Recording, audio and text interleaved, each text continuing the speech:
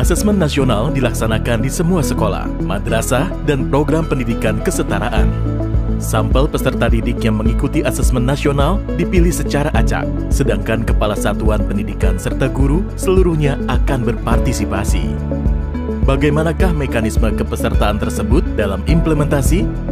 Peserta didik akan mengerjakan 4 instrumen: asesmen literasi membaca, survei karakter, asesmen numerasi, serta survei lingkungan belajar.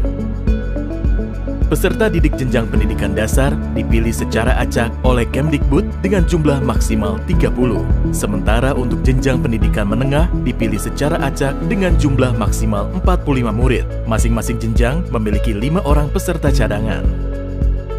Apabila ada peserta utama yang berhalangan melaksanakan asesmen nasional, maka satuan pendidikan harus sudah menginformasikan penggantian peserta utama dengan peserta cadangan selambat-lambatnya 1 hari sebelum hari pelaksanaan.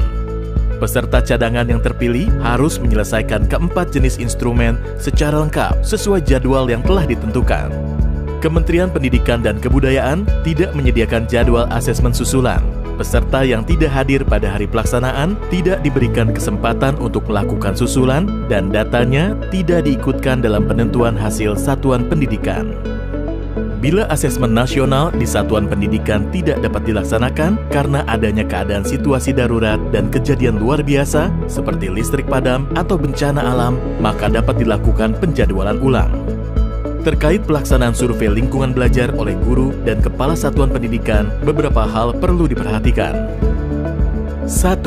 Seluruh kepala satuan pendidikan dan guru yang terdaftar di Dapodik atau EMIS dan mengajar di satuan pendidikan tersebut akan menjadi peserta dalam survei lingkungan belajar. 2. Pengisian survei lingkungan belajar untuk kepala satuan pendidikan dan guru dilakukan secara mandiri tanpa pengawasan dan diberikan waktu selama 4 hari. 3. Bagi guru yang mengajar lebih dari 1 satuan pendidikan, melaksanakan survei lingkungan belajar di setiap satuan pendidikan yang diajar. 4.